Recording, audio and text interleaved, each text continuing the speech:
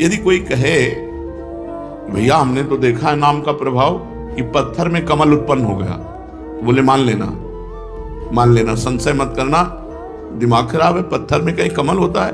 जल में कमल होता है। संशय मत करना, अगर वो नाम जापक है और वो चाहे तो पत्थर से कमल प्रकट कर दे, असंभव से संभव कर दे। बोले संशय मत करना, क्योंकि भगवान के नाम में अपार सामर्थ्य है।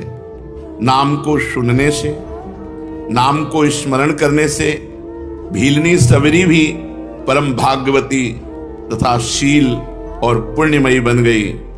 तो क्या नहीं हो सकता नाम से। नाम वाल्मीक अजामिल के कछु, हुतो न साधन सामो। उल्टे पलटे नाम महातम, गुंजन जितो ललामो।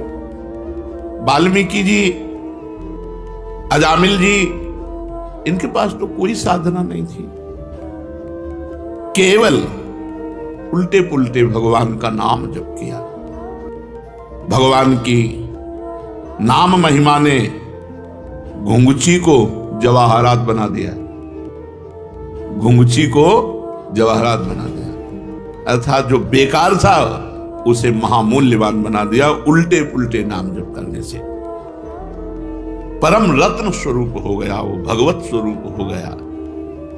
गोस्वामी जी कह रहे हैं, राम ते अधिक नाम कर तब, जेहि किए नगर गत गामो। भय बजाई दाहिने, जो जपी तुलसीदास से बामो। नाम की शक्ति नामी भगवान से भी अधिक है, क्योंकि भगवान नाम जापक के अधीन हो जाते हैं, नाम नामी को अधीन कर लेता है। इस नाम ने ग्रामीण मनुष्यों को भी परम चतुर बना दिया, परम विद्वानों को भी जो दुर्लभ है वो ज्ञान प्रदान कर दिया ग्रामीणों को। ग्रामीण का तात्पर्य जो अनपढ़ गंवार, वो भी भगवान का नाम जप करके परम प्रवीण बन गए। असभ्यों को परम पुनीत महात्मा बना दिया नाम ने। गोस्वामी जी कह रहे हैं, इसी नाम को जप कर तुलसीदास सरीखे बुरे जीव डंके की चोट से कहता हूं अच्छे हो गए, डंके की चोट से कहता हूं अच्छे हो गए। तुलसीदास जी कहते हैं, हमारे जैसे बुरे जीव नाम के प्रभाव से डंके की चोट से कहता हूं अच्छे हो गए। फिर जो अच्छे लोग नाम जप करेंगे तो उनका क्या महान भाव होगा। इसलिए भगवान का नाम सर्वोपरि, जो भगवान से भी अधिक बढ़ करके है। साधना में शीघ्र लाभ मिले, इसके लिए क्या करना चाहिए?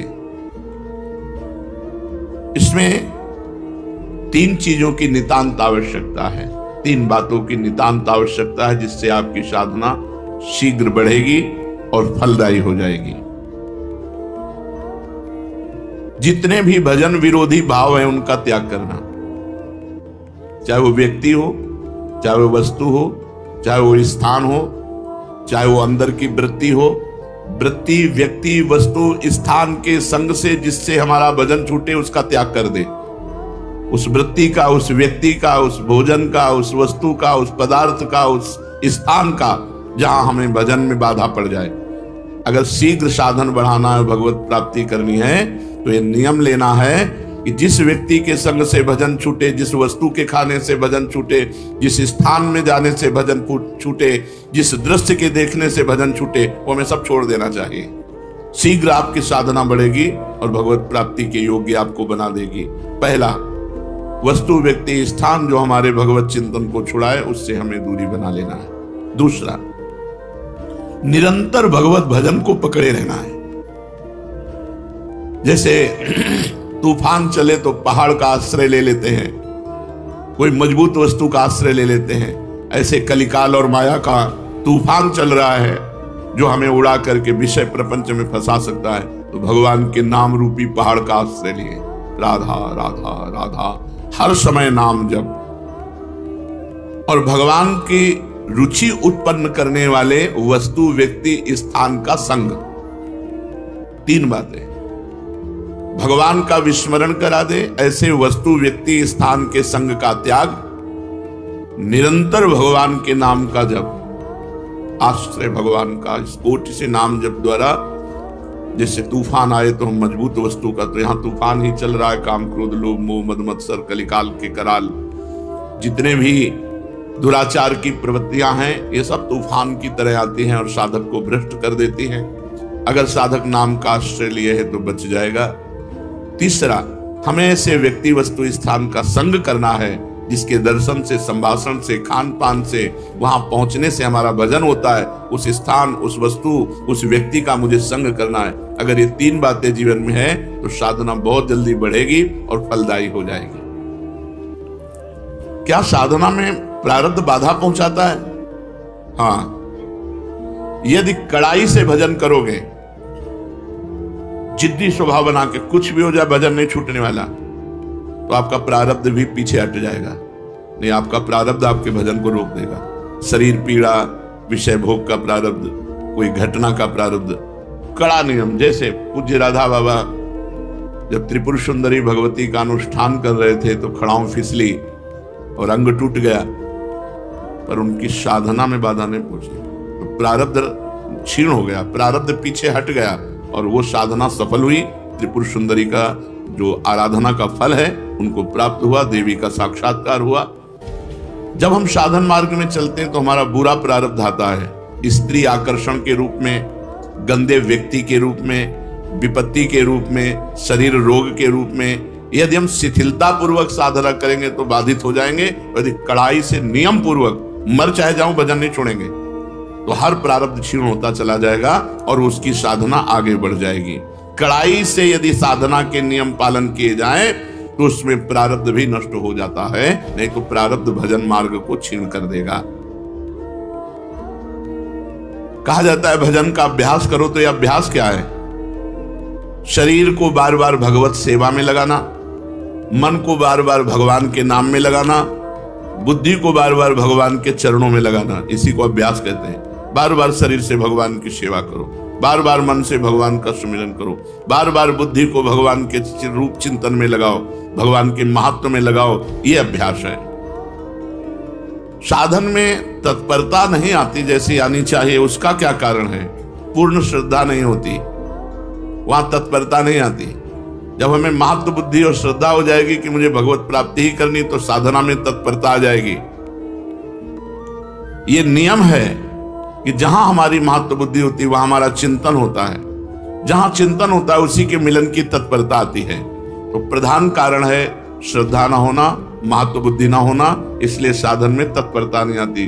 जब इस कोटि का महत्व नाम में हो जाए कि नाम के आगे नामी भी छोटा नजर आवे, जितना नाम से प्रेम है उतना नामी से प्रेम नहीं, इस कोटि की श्रद्धा, तब निरंतर नाम चलता है। साधना में जीवन किसे कह सकते हैं? सरल और साधु। सरल और साधु में जीवन, साधना में जीवन होता है। साधना में जीवन, सरल जीवन, साधु में जीवन। संत सरल चित जगत हित जान स्वभाव सने, जिनका स्वभाव होता है संत सरल चित, सरल चित, सरलता और साधुता, ये साधना का स्वरूप है। अगर साधन ठीक कर रहा है तो सरल और साधु स्वभाव वाला होगा। साधु स्वभाव क्या है? कभी किसी से कुछ ना चाहना, निरंतर परहित करना, बड़े से बड़े कष्ट को सह करके भी किसी से सहायता ना लेना, ये सब साधुता के अंतर्गत आता है। एक साधन में फल ना दिखाई दे तो क्या दूसरा साधन करने लगना चाहिए? नहीं, जो साधन गुरु से मिले आजीवन एक ही साधन करना चाहिए। जो साधन को छोड़ते बदलते रहते हैं उन्हें कभी भगवत प्राप्ति नहीं होती।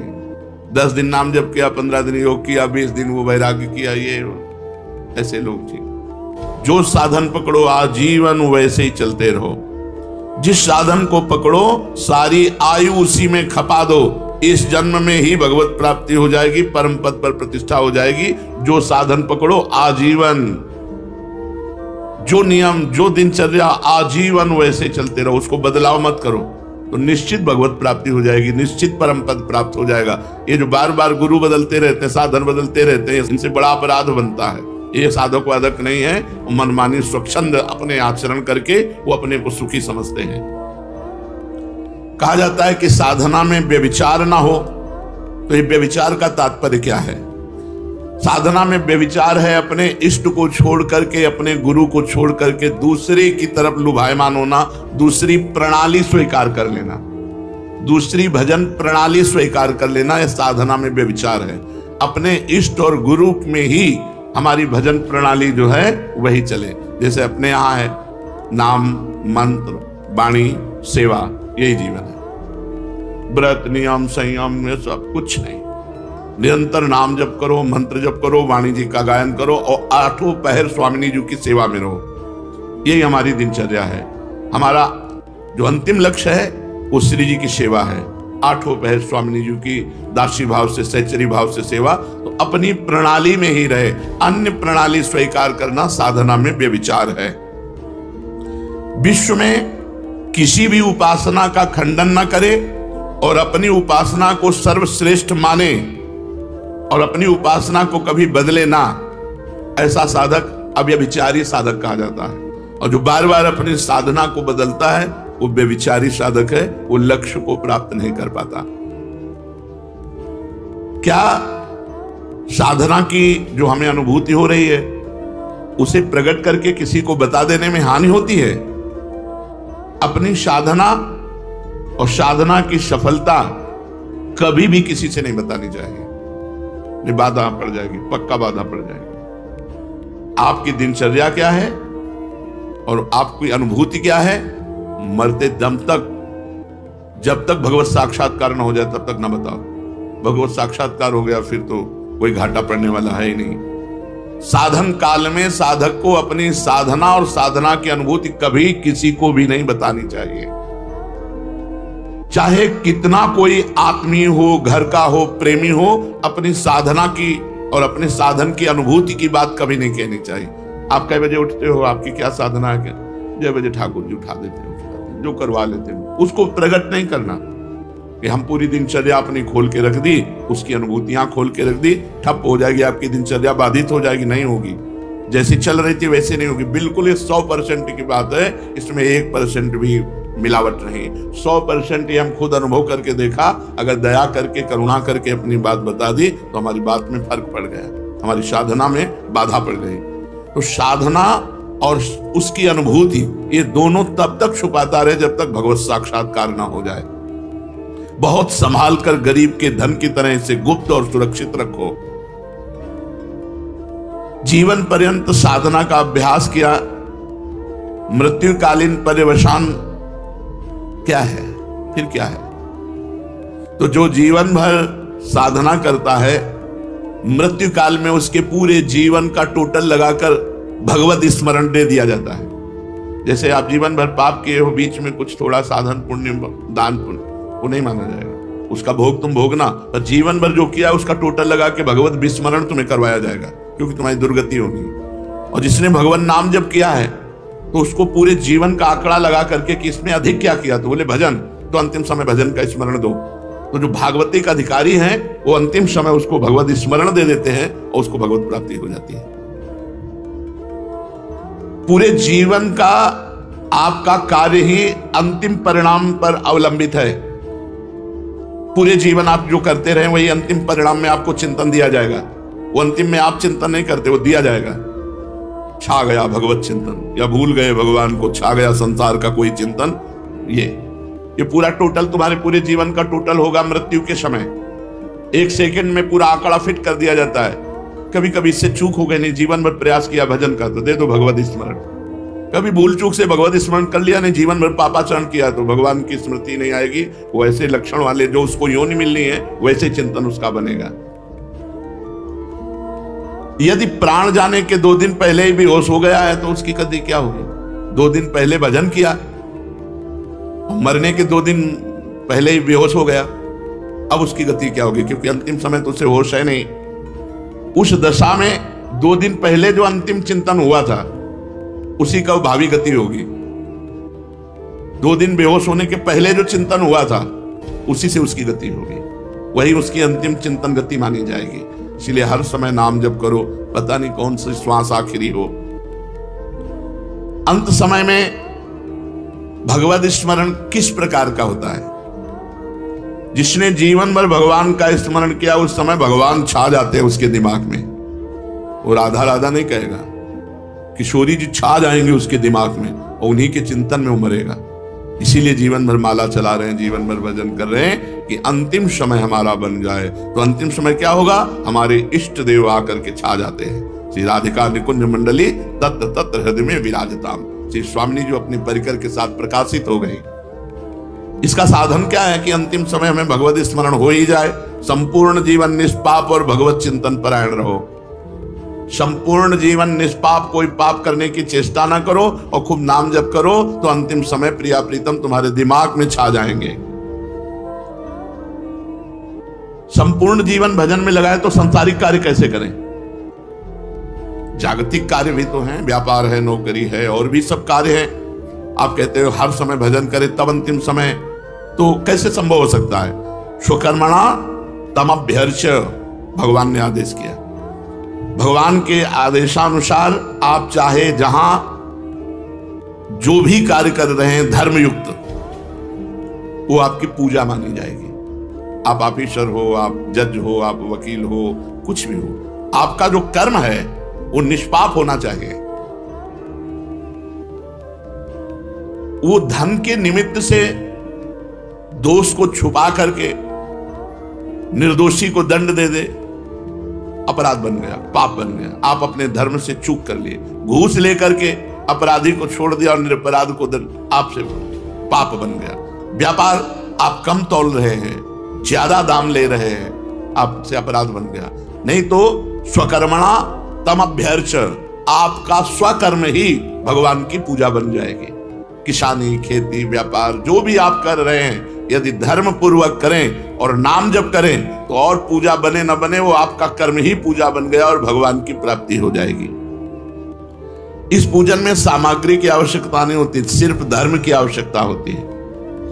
मन का भाव ये होना चाहिए कि मैं जो कुछ कर रहा हूं वो सर्वव्यापी भगवान की सेवा कर रहा हूं। चाहे जो भी कार्य आपका है, जो भी नौकरी, पेशा, व्यापार जो भी है, वो भगवान की पूजा है। भगवान की पूजा में अधर्म का प्रवेश नहीं, अधर्म नहीं होना चाहिए।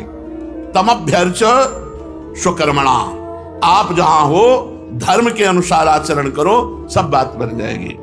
अनंत ब्रह्मांडों का अधिकारी सबको देख रहा है, सबको देख रहा है। आज तुम कर लो मनमानी, पद मिला है, और जब वो तुम्हारे मनमानी का हिसाब करेगा तो फिर तुम झेल नहीं पाओगे, चाहे जो कोई हो, नहीं झेल पाओगे। बड़े बड़े को फैलते हुए देखा है। इसलिए स्वकर्मणा तमभ्यर्च, आपको जो पद मिला है, आपको जो सेवा मिली है, आपको जो अधिकार मिला है, वो भगवान की पूजा है। बहुत होश से करना, उसमें घूस लेना, अधर्म आचरण करना या गरीब को सताना, निर्दोष को सताना, ये बड़ा भारी पड़ेगा। दुखिया को न सताइए, दुखिया देगा रोए, और जब दुखिया के मुखिया सुने तब तेरी गति का होए। भगवान ने गीता जी में कहा है, अपने कर्म को ही पूजा मानो और नाम जप करो। कोई आपराधिक कानून के विरुद्ध आचरण आप मत करो, नहीं तो आज आप पदाधिकारी हो, जब आपका कर्म आपकी बुद्धि को भ्रष्ट करेगा तब आपका पद भी चला जाएगा, आप भी दुर्गति को प्राप्त होंगे। तो निरंतर भजन कैसे हो सकता है? अपने कर्म को भगवान की पूजा मान करके नाम जप करते हुए यदि हम जीवन व्यतीत करें तो भजन में जीवन ही माना जाता है। एक भक्त का सारा जीवन श्रद्धा, भक्ति, जप, तप, व्रत आदि से बीतता है, लेकिन उसे महारोग है, अंतिम समय में बहुत विपत्ति में मरा। ये क्या है परिणाम?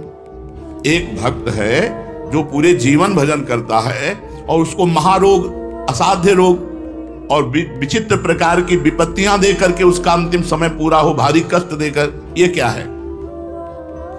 उसका अंतिम जन्म है। इसलिए अनेक जन्मों के कर्मों को थोड़ा थोड़ा करके एकत्रित करके उसको भोगवा कर उसका अंतिम जन्म होता है। जो ऐसा भक्त होता है जीवन भर साधन भजन किया, असाध्य रोग हो गया, बड़ी विपत्ति, बड़ा कष्ट, तो उसका अनादिकाल से सृष्टि में जब से उत्पन्न हुआ, अब आखिरी अंत होने जा रहा है, अब वो भगवान को प्राप्त होगा, तो उसके जीवन में वो कष्टों की बौछार हो जाती है।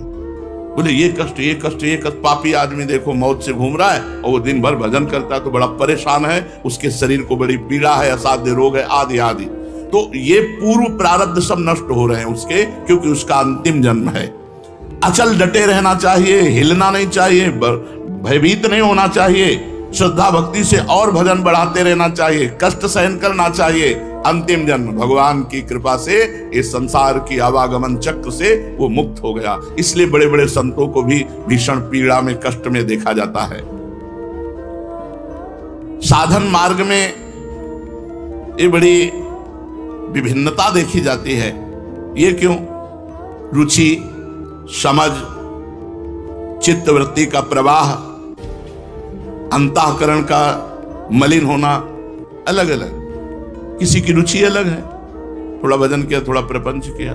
किसी का अंतःकरण मलिन है, किसी की समझ ठीक नहीं है, कोई तीनों गुणों के प्रभाव से प्रभावित रहता है, कोई पूर्व संस्कार से प्रभावित रहता है, कोई नवीन वातावरण से प्रभावित हो जाता है। साधक वही है, ना अपनी रुचि, ना अपनी समझ, ना अंतःकरण का प्रभाव, ना त्रिगुण का प्रभाव, ना पूर्व संस्कार का प्रभाव, ना वातावरण का प्रभाव। डट के भजन करे, सबको गिरा दे। ये महाभारत है।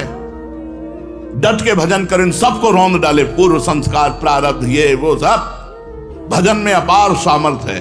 अगर थोड़ा बड़ा भजन करोगे तो आपकी रुचि आपको गिरा देगी, भोगों की तरफ है। आपकी समझ आपको गिरा देगी, आपका अंतःकरण मलिन वो आपको गिरा देगा, तीनों गुण आपको गिरा देंगे, पूर्व संस्कार गिरा देंगे।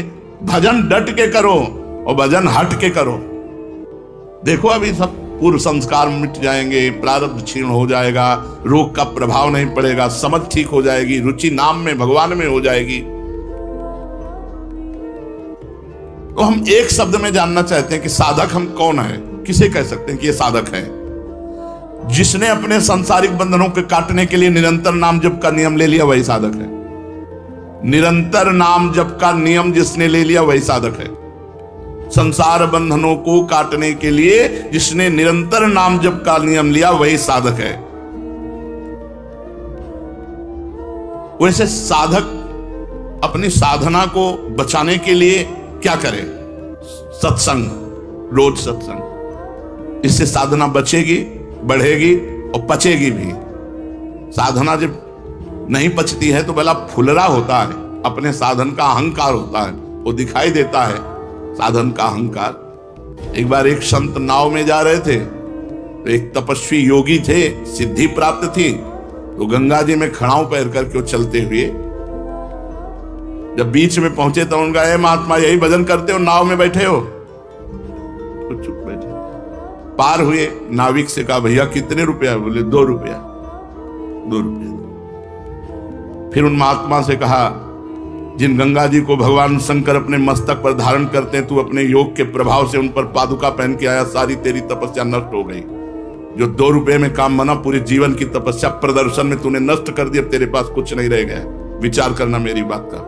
हमारी रीति है निष्काम, सुख देने का भाव, किसी से सुख लेने का भाव नहीं। उच्च कोटि के रसिकों का भाव आपके हृदय में आ जाएगा। अनुरागी संतों का संग, उनकी रीति ये धारण करना, किसी को भी दुख न देना, दुखी देखकर उनको सुख प्रदान करना, बदले में कोई भी चाह ना रखना। ज्ञान जोग वैराग्य ते मनुआ उजरो होए। ज्ञान से, वैराग्य से, योग से मन निर्मल होता है, लेकिन प्रेम नहीं प्रकट होता है। प्रेम प्रकट होता है जे अनुरागी हरि भजय। जो भगवान के प्रेमी जन है, जो प्रियालाल के प्रेमी जन है, उनके संग से प्रेम होता है। ये बहुत जगह पाया गया। रे मन रसकन संग बिन रंचन उपजय प्रेम। सब साधनों से मन निर्मल होगा, मोक्ष पदवी प्राप्त हो जाएगी, लेकिन प्रेम तो प्रेमी जनों के संग से प्राप्त होगा, नहीं तो उद्धव को प्राप्त हो जाता। ज्ञानी महापुरुष थे, भगवान के नित्य सखा हैं, भगवान के मंत्री भी हैं, सलाहकार भी है, लेकिन प्रेम से अपरिचित थे। प्रेम तो गोपी जनों की चरण धूल में लूटने से हुआ, जब वंदना की, उनके चरणों में बैठे तब। अगर अनुरागी संतों का संग मिल जाए तो रोम रोम आनंद भरे, दुख को डारी निकारी, जो कछु करे सो हरि करे, सिर को भार उतार। अब चिंता छोड़, रसिकों का संग कर, खूब नाम जप कर, रोम रोम आनंद में भर जाएगा। जो कुछ चिंताएं हो सब हरि के ऊपर छोड़ दो, अब करो जो तुम्हारा मन आए। ये बिल्कुल बेपरवाह हो जाओ। सच्ची मानो, इस मार्ग में सफल वही हो पाया है जिसने नौका की डांडी फेंक दी, वो बैठ गया नाव में, मन आवे तो डुबो देना, मन आवे तो पार कर देना। वो नौका चलानी ही नहीं पड़ी है, वो नदियां ही सूख गई है। ऐसा खेल है। राधा बैठ गए, अब नाव डूबे और चाहे पार हो, अब हम एक भी कदम नहीं चलाएंगे, बैठ गए। तो नाम लेत भव सिंधु सुखाही, करहु विचार सुजन मन माही। राधा राधा, तो नाव चलानी नहीं पड़ी, भव सिंधु ही सूख गया। विश्वास करो, ये उनका नाम है। जो कछु करे सो हरि करे, सिर को भार उतारे।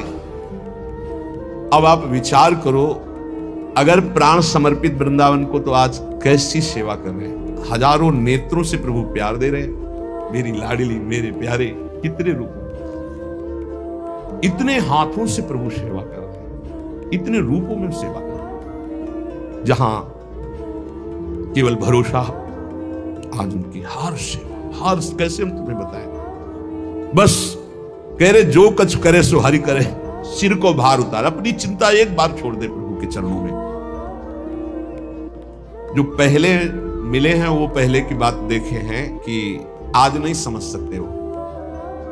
कुशासन, ये श्री जी, और कुछ समय से कि सब्जी बन जाए तो एक छोटा सा सिलेंडर, उस पे ऐसे ये सिलेंडर, जगह कितनी, शायद एक बाथरूम किसी का ऐसा होता होगा, छोटा बाथरूम, इतनी जगह थी। वही में श्री जी, एक कुशासन पड़ा हुआ है, कमंडल रोटी मांग लाए, वही सामने श्री जी को दिखा दी, अमनिया मिश्री इतनी टुकड़ा, ऐसा ऐसे जीवन। क्या व्यवस्था होती आज, तो क्या व्यवस्था, सड़ जाता जीवन, सड़ जाता।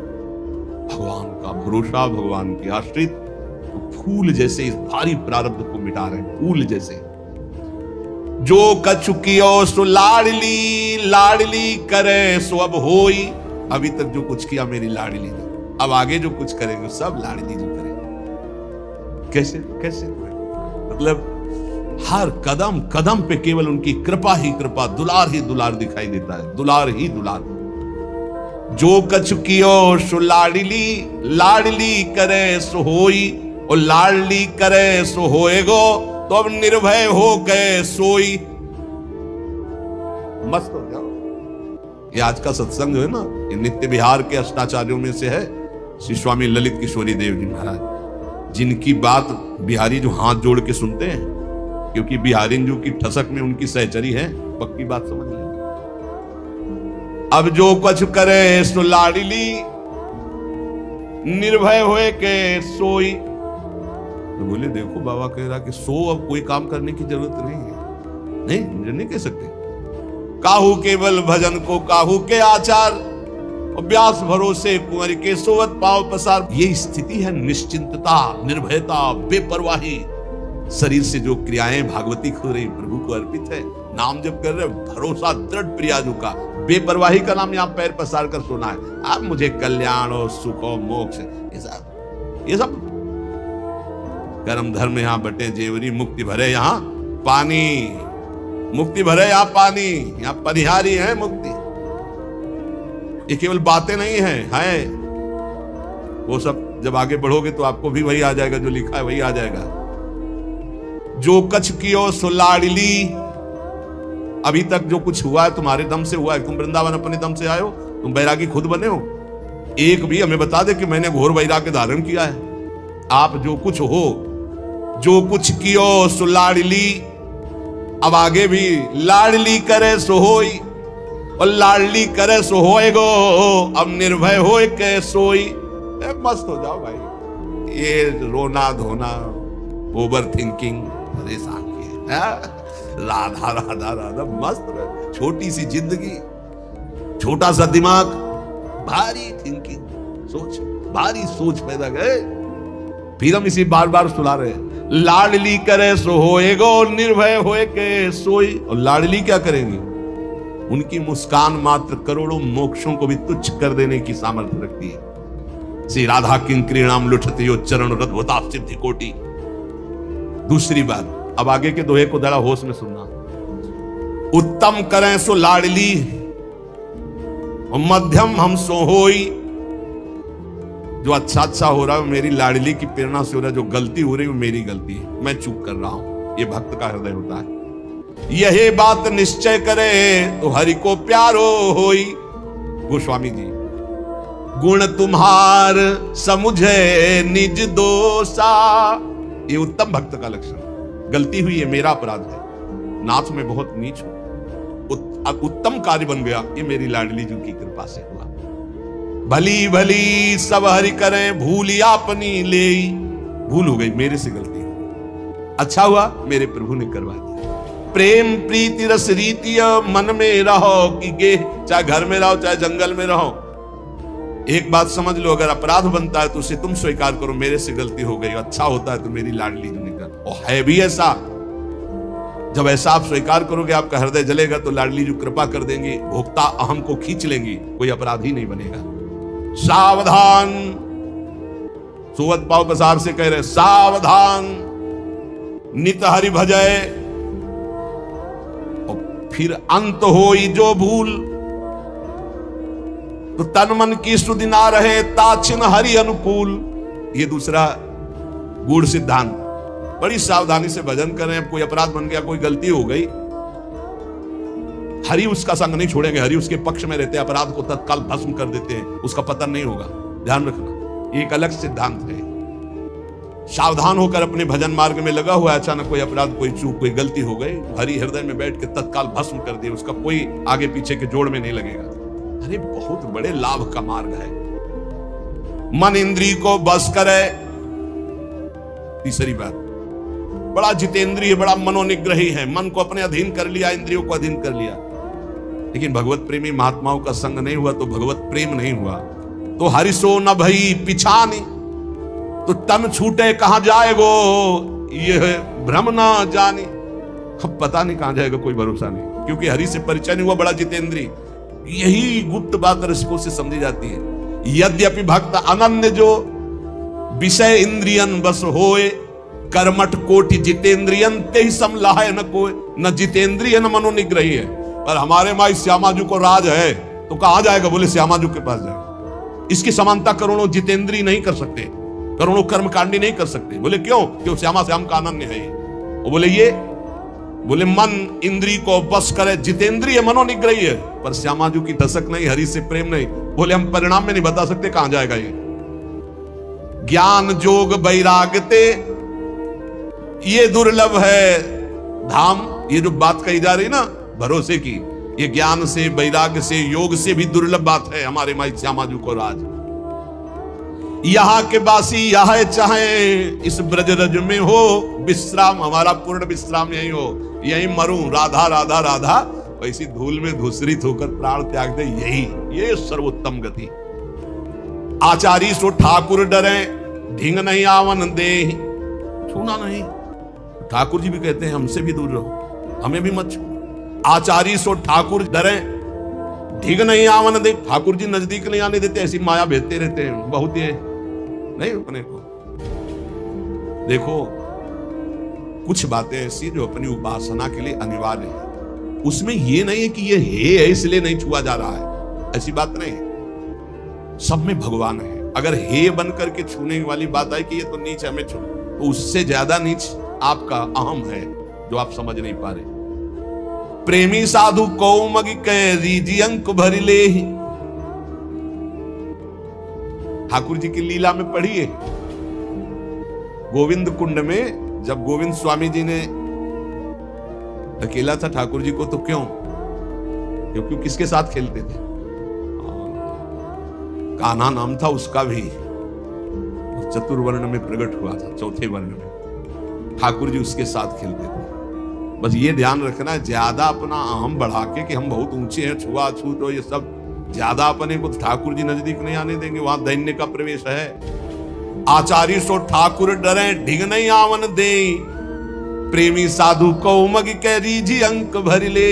हमारे प्रभु प्रेम पसंद करते हैं। भगवती माया का हर जगह सिक्का है, जहां बात ना बनती हो ना, गड्डी निकालो, हर जगह बात, एक जगह बात नहीं बनेगी ठाकुर जी के पास और ठाकुर जी के प्रेमी जनों के पास। दो जगह माया का प्रवेश। अगर माया का प्रवेश जहां है कि तुम्हारे रुपये के बल से तुम्हारा हर काम बन रहा है, तो वो माया जनित ही काम बन रहा है। ध्यान रखना, वो भगवान और भगवत प्रेमी महात्मा के यहां नहीं।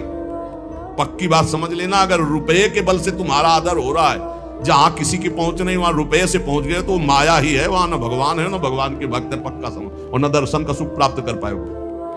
पक्का। एक आदमी है लाइन में खड़ा, धक्का लग रहा है और वो अंदर से आर्त भाव से कैसे दर्शन करो, और धक्के खाते खाते जब पहुंचा तो आंसू भरकर प्रभु की तरफ देख रहा है, वो दर्शन पा रहा है। जहां रुपये का महत्व है ठाकुर दर्शन नहीं होते, जहां रुपये का महत्व अध्यात्म सुनकर के बदलाव नहीं होता, जहां रुपये का महत्व है वहां भगवान की भक्ति की महिमा नहीं होती। पक्का समझ लेना, माया का महत्व और भक्ति का महत्व बिल्कुल अलग होता है। प्रेमी साधु को मग के रीज अंक भर ले ही, इसलिए प्रेम मार्ग का अनुसरण अपने आप हम लोगों को मिल गया है हेतु की भाव से प्रिया दुखी। अब अन्य की तरफ झांकना भी नहीं। अनहोनी होनी करे, ऐसी हमारी लाडली है कि ऐसा नहीं हो सकता, तो बोले हो जाएगा।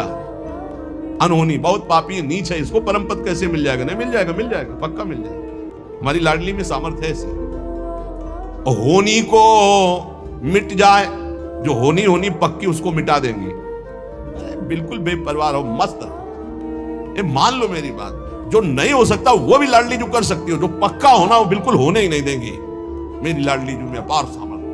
अनहोनी होनी करे, होनी हो मिट जाए, कुंज विहारिणी। ये अंतर की बात पकड़ लो, तुमसे सच्ची कहते हैं, श्री जी बहुत कृपालु है। भारी से भारी दुख को स्पर्श नहीं होने देती लाडली जो। अंदर एक सिस्टम है, सब बाहर का नहीं। बस एकमात्र ठसक ले आओ, कुंज विहारिणी लाडली के सुख में जो रहे समाए। राधा राधा श्यामा श्यामा। ये आपो बांधे जो हरि भजे, तो कहूं न पावे ठाओ। चलते चलते जुग गए पांव, पेंड पर गाओ। ये जो अहंकार लेकर साधना करते, जिंदगी की जिंदगी व्यतीत हो जाएगी, जन्म के जन्म कभी भगवत साक्षात्कार नहीं होगा।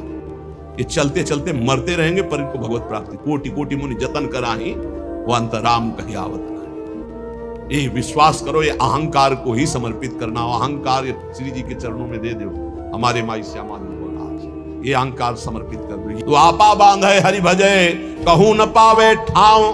कर लो मनमानी, कहीं तुम्हें आध्यात्मिक विश्राम नहीं मिलने वाला, कोई आध्यात्मिक ऊंचाई नहीं आने वाली। केवल खाओ पियो मौज करो, और वो भी जब तक अनुकूल परिस्थिति, और जहां पाप का कर्म आया वो अपना जब दंड देगा तो वो भी छीन लिया जाएगा। अगर साचो होए कहे हरि भजय, कहा राजा का रंक। माया काल छुए नहीं, मिटे लिखे हु अंक। बाल के लिखे हुए अंक भी मिट जाएंगे यदि सच्चाई से गुरु शरणागत होकर भजन करोगे, चाहे राजा हो चाहे फकीर हो। पक्का तुम्हारा भाग्य मिट जाएगा और महासुख की प्राप्ति होगी। और जो गुरु का आश्रय छोड़ करके पूजे देवी देवता, छाड़े हरि गुरु संत, तो तन मन राचे झूठ सो, तिनके नहीं दुख अंत। के बिना गुरु का आश्रय लिए, बिना संत महात्माओं के उपासना पद्धति के द्वारा उपासना किए हरि से प्रीति नहीं होती। अन्य सब करने से दुख नहीं मिटने वाला। जे तन मन की कामना, ते सब धोई बहाओ। भलो समय हरि मिलन को फेर नए सो दाओ। जैसे अंजुलि जल घटे, ऐसे ही घटियायु। अब चेते तो हरि मिले, फिर पीछे पछताओ। बहुत कम समय रह गया है भाई।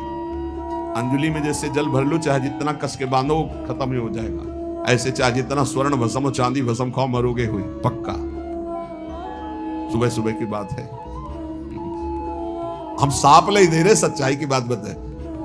लोग कहते हैं अब शकुन की बात मत करो, मरने की मुंह से ऐसी बात मत निकालो। देखो एक लड़का आया था कि मोबाइल तोड़ देंगे अगर बाबा का सत्संग सुना, वृंदावन गए तो शरीर छोड़ देंगे, क्योंकि हमने प्रण किया है। कलयुग के जो प्राणी हैं वो कलयुग के राज्य में, सतयुग त्रेता द्वापर कलयुग चारों ब्रह्मा के पुत्र हैं, युग भी पुत्र है। तो ब्रह्मा जी ने जब सृष्टि रची तो नरक स्वर्ग सब बनाया। कल एक आए थे, बोले हम नरक स्वर्ग नहीं मानते हैं। बढ़िया बात, हम नहीं मानते हैं ऐसा। हमने कहा एक पहाड़ है 4 लाख योजन का स्वर्ण का, मानते हो आप? बोले हाँ मानते हो, इतिहास में लिखा है हमारे। हम काफी नरक स्वर्ग भी इतिहास में लिखा हुआ, पूरा मानो यार, अधूरा क्या मानते हो? तो है, ब्रह्मा जी ने नरक स्वर्ग सब बनाया। तो सतयुग से कहा बेटा आपका राज्य पहले आएगा, तो आप ऐसी व्यवस्था करना कि प्रजा का कुछ हिसाब, अगर स्वर्ग जाए तो कुछ नर्क भी जाए, कुछ ऐसा। उनका पिताजी इस आज्ञा का पालन नहीं हो पाएगा। हमारे राज्य में कोई नर्क जाए ऐसा असंभव। त्रेता से कहा तो उन्होंने कहा बड़े भैया जैसा कह रहे हैं वैसा ही हमारे राज्य में लगभग होगा, लगभग मतलब थोड़ा चांस हो सकता है कोई चूक से। द्वापर ने कहा तो उनका पिताजी आज्ञा का पालन करने की पूरी चेष्टा करेंगे। कुछ ना कुछ स्वर्ग में तो कुछ ना कुछ नरक में भी ऐसी व्यवस्था रखेंगे। कलयुग से कहा तो उनका पिताजी जैसे बड़े भैया ने सीधे जवाब दे दिया कि हमारे राज्य में कोई नरक नहीं जाएगा, ऐसे हम सीधे जवाब देते हैं। हमारे राज्य में कोई भूल चूक से स्वर्ग चला जाए या परम पद प्राप्त कर ले तो बात अलग, नहीं सीधे हाउसफुल नरक करेंगे हम, पक्की बात। अब उसकी जगह देख लो आप, अगर आप समझते हो कि कैसे नरक, तो उसकी जगह जब महाराज परीक्षित ने प्रत्यंचा चढ़ाई और दिव्यास्त्र संधान किया कलयुग को नष्ट करने के लिए, तो समझ गया कि एक ही उपाय है, भगवान के भक्त हैं, शरणागत को मारेंगे नहीं, तत्काल ताज हटाया। अलग अलग पद्धति है उपासना की, शरणागति की। कोई कोई अपने साहब के सामने जाते हैं तो ताज लगा के जाते हैं, ऐसी पद्धति है। और कहीं कहीं पद्धति जब साहब के सामने जाया जाता है तो ताज उतार दिया जाता है। समझते हो ना दोनों पद्धतियां? अपने उपासनाओं के अलग अलग है। जब उपासना में गए तो कोई टोपी लगा लिया, कोई वस्त्र ढक लिए, लेकिन कहीं कहीं उपासना में कि जब गए तो अपना ताज उतार दिया। ये सम्मान होता है आराध्य देवता। मस्तक से अपना साफा उतार कर उनके चरणों में रख देना, या ऐसे साफा उतार के हाथ में लेके फिर प्रणाम करना, ये अलग अलग पद्धतियां। समझ गया है महाभागवत है, बचना है तो तत्काल ताज उतारा और चरणों में रखा होगा त्राहिमाम। तो उनका महाराज पांडु के मैं वंशज हूं, शरणागत को कभी मार नहीं सकता क्योंकि भगवान श्री कृष्ण हमारे स्वामी हैं। तू मरेगा तो नहीं क्योंकि तू मेरी शरण में आ गया, लेकिन तू रह भी नहीं पाएगा मेरे राज्य में, क्योंकि तू जहां रहेगा तो वहां पापाचरण होगा, ये मैं होने नहीं दूंगा। मेरे सामने ही तू बैल को मार रहा है, उसकी 3 टांगे तोड़ दी, लात से मार रहा है, डंडे से, तू रहने तो नहीं दूंगा। शरणागत हो गया, ऐसे मारूंगा तो नहीं, अब तू भाग। तो उनका महाराज चक्रवर्ती सम्राट महाराज पांडु, और तब से लेके अब तक सब चक्रवर्ती सम्राट पद में ही रहे। महाराज युधिष्ठिर भी उसी पद में आप भी है, तो मैं कहीं ऐसा नहीं दिखता कि भाग कर जाऊं और आप धनुष बाण लिए खड़े ना हो। तो आप कृपा करें मुझे स्थान बता दें मैं कहां रहूं, क्योंकि आपका तो जहां से सूर्य उदय होता अस्त होता चक्रवर्ती सम्राट है आप। तो उन्होंने विचार किया गंदी चीजें हमारे राज्य में कोई प्रयोग नहीं है। उनका जो मदिरा पिए, जो पराई स्त्री से व्यभिचार करे, जो जुआ खेले, जो हिंसा करके दूसरों का मांस खाए, और जो चोरी करे स्वर्ण, ये स्थान दिए। पूरी विशाल कथा है। नए नए लड़का अब यही पी रहे हैं, वो इसको बुरा नहीं मानते। तो देखो घर घर शराब जी का आदर, जैसे घर घर पहले गंगा जल की बोतल मिलती थी, यमुना जल की बोतल मिलती थी अलमारियों में, ऐसे एक अलमारी अब वीआईपी घर में बनाई जाती है शराब की, अलग अलग क्वालिटी की, देसी अंग्रेजी नहीं बनाई जाती। स्वागत के लिए खोला दरवाजा उस खिड़की का, और सर आप क्या पसंद करेंगे, ये स्वागत। व्यभिचार खुल्लम खुल्ला पास है, girlfriend boyfriend live in relation, तो क्या कौन सा, ये सब पास है। क्या है, क्या है इसे? आज ये गर्लफ्रेंड बॉयफ्रेंड से ब्रेकअप, बॉयफ्रेंड गर्लफ्रेंड से ब्रेकअप, नया बॉयफ्रेंड नई गर्लफ्रेंड, इसको आप क्या कहेंगे? आओ हमारी शास्त्रीय भाषा में इसको क्या कहेंगे? ये खुल्लम खुल्ला व्यभिचार। पत्नी पति से कहती तुम्हें जो पसंद है मैं रोकती हूं, मुझे जो पसंद है तुम नहीं रोक सकते। कलयुग, कलयुग भगवान का खेल। पति वंचक पर पति रति करई, रो रो नरक कल्प सत परई। और ऐसे ही अपनी पत्नी का त्याग करके दूसरी स्त्रियों से रमण करने वाला घोर व्यभिचारी नरकों को प्राप्त होता है, तामिष्ट अंध तामिष्ट नरकों को प्राप्त होता है। चोरी, स्वर्ण की चोरी, अरे कोई मरे कोई मतलब नहीं, ऐसे जंजीर खींची चल दिए। बड़ी व्यवस्थाएं सुरक्षा की होती हैं, और चोर नई नई व्यवस्था, अब तो बड़ी बड़ी नई नई व्यवस्था, झोले में पूरा सब डाले, ताला जहां लगा ना उसे काट दिया, चोरी कर दी। चोरी, व्यभिचार, व्यसन, दांव पेच, छल कपट घर घर व्याप्त हो रहा। कलह, अशांति, माता पिता का अपमान, बुजुर्गों को गालियां देना, ये क्या है? कलयुग का तांडव। कहां जाओगे? सबकी सर्टिफिकेट नरक। ये सब नरकगामी आचरण है। कौन ऐसा है जो अब निकलना चाहता, वो निकलना चाहता है, भगवत कृपा पात्र, नहीं दूसरा नहीं। देखो भाई, ये कहने से नहीं होगा कि हम नरक नहीं मानते। आप बोलिए नहीं मानता कि कोई पुलिस डिपार्टमेंट है, कोई थाना है, कोई न्यायालय है, कोई जेल है, नहीं मानता, और करो अपराध, और जब दो के एक साथ डंडे पीछे पड़ेंगे, दो पुलिस वाले साथ मारेंगे। हमने देखा स्कूल में जब अपराधी को मारते तो एक नहीं मारते, 3-4 ऐसे बैठे होते हो और आराम आराम से मारते हैं। मतलब अलग अलग थप्पड़ और डंडे का स्वाद उसको सामने वाले को मिलना चाहिए, एक साथ में शायद स्वाद कम मिले। अब जब पड़ेगा तो उससे पूछो मानते हो कि पुलिस है? बोले हाँ है, तो चलो हथकड़ी पकड़ के फिर मानते हो न्याय है, चलो तिहाड़ जेल, आजीवन कारावास है, हाँ है, फांसी हाँ है। ऐसे तुम कहो नरक नहीं है तो तुम्हारे कहने से नहीं, धर्मराज हैं, यमराज हैं, यमदूत हैं और नरक हैं। 28 तो महानरक हैं और छोटे छोटे और उनमें बहुत से हैं। इसलिए होश में भगवान के मार्ग का ही एक अनुसरण मात्र तुम्हें बचा सकता है। कलयुग ने कहा था ब्रह्मा जी से वादा कि हमारे राज्य में भूल चूक से कोई स्वर्ग या परम पद प्राप्त कर ले, पिताश्री सीधा हाउसफुल नरक रहेगा। और वही आचरण सब हो रहे हैं। कलयुग अभी तो बच्चा है, अभी खड़े होके नहीं चल पा रहा, अभी घुटने के बल 4,32,000 में 5,000 वर्ष के ऊपर चल रहा है। अभी तो घुटने के बल, थोड़ा खड़े होने दो और थोड़ा जवानी आने दो कलयुग की। राम कृष्ण हरि आवाज नहीं सुनाई देगी, बाप भ्रष्टाचारा सब संसारा, धर्म सुने नहीं काना, कलिकाल बिहाल की मनुजा नहीं माने को अनुजा तनुजा। ये आएगा, आगे आएगा। जो कह दिया गया है वो शास्त्र में सब दिखाई दे रहा है। शास्त्र में कहा गया कलयुग में कोई भी वर्णाश्रम धर्म नहीं मानेगा। देख लो, प्रारंभ है, प्रारंभ कौन त्रिकाल संध्या कर रहा है धारण करके, कौन अपने धर्म का पालन कर रहा है, कौन कुल परंपरागत धर्म का अनुष्ठान का, सब बिगड़ते चले जा रहे हैं। अगर बोल दो कि तो फिर आप अपराधी माने जाओगे। ये और ये पहले वर्णन कर दिया गया, जब कलयुग का प्रभाव आएगा तो वर्णाश्रम धर्म लुप्त हो जाएगा। जिसे गीता में भगवान जी के चातुर्वर्ण मया सृष्टा गुण कर्म विभाग सा। ऐसे ही आगे जो समय आएगा, अगर भगवत चर्चा करोगे तो दंड दिया जाएगा, अगर भजन सतमार्ग में चलोगे तो अपराधी माने जाओगे। ऐसा समय आएगा, देख लेना। इसलिए इसी समय अभी है, ये बहुत बीच का मंगल समय जो प्रारंभ कलयुग का था, बहुत ही भयानक था। आज के 500 वर्ष पहले जो दुर्दशा थी कि अगर भक्ति अगर जरा भी भगवान के उसमें, तो बीच से आरे से काट दिए गए, जला दिए गए, मार दे। आज तो आप भजन कर रहे हो, आपको ऐसे कर रहे हैं लोग। कलयुग की बड़ी कृपा है कि अभी निकल चलो। आगे ऐसा समय आएगा ना कि धर्म सुने नहीं काना, कान से भी धर्म की बात नहीं सुनाई देगी। देखो कहीं ना कहीं तो कुछ ना कुछ अंश आने लगा ना, शास्त्र की बात अवहेलना करना। ऐसे पकड़ा शास्त्र को फाड़ रहे हैं, उनको पता नहीं अपने भाग्य को फाड़ रहे हैं। अरे भगवान के मार्ग में डूबे हुए महापुरुषों ने जो लिखा है पक्का सत्य लिखा है, एक अक्षर गलत नहीं है। तुम ईमानदारी से थोड़े दिन भजन करो, फिर हमारे पास बैठो और फिर आप पूछो कि ये क्यों लिखा है, कैसे लिखा है। अगर समझ में ना जाए तो बताना। अब करते हो बेविचार, पीते हो शराब, खाते हो मांस और जानना चाहते हो ब्रह्म ऋषियों की भाषा, त्रिकाल में नहीं जान सकते हो। ये तपस्वी और साधना के द्वारा जो भाषाओं का ज्ञान होता है वो तुम्हारे बेविचार करने से थोड़ी ज्ञान हो जाएगा। ऐसे निकृष्ट बुद्धि वाले शास्त्रों का अपमान करते हैं, शास्त्रों की अवहेलना करते हैं, शास्त्र का निरादर करते हैं। क्यों? क्योंकि इनको नरक का सर्टिफिकेट मिला है। ये चूक हो जाएगी, अगर शास्त्र आदर करेंगे तो वो फिर कैंसिल हो जाएगी। इसलिए बहुत सावधान।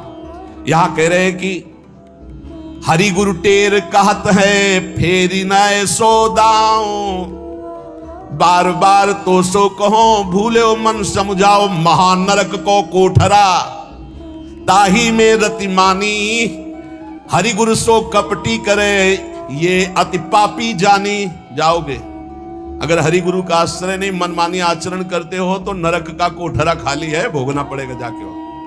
ये ऐसे ऐसे नरक है, पसीना आ जाता है सुन के। केवल यहां जो पराई स्त्री से नहीं कि दांव मार दिया मान लो, तो वहां लोहे की स्त्री आग जैसी तप रही है, अब लगाओ दांव। ऐसे मरना है नहीं बोले नहीं, उस समय तो चुरा के गए थे ना, अब सबके बीच में लगो गले में। और लोहे की लाल आग जैसी स्त्री अब पकड़ के, अब वहां नहीं कि मिनट 2 मिनट, बोले इतने वर्ष, अब इतने वर्ष बराबर जलने का भयंकर कष्ट, मृत्यु है नहीं।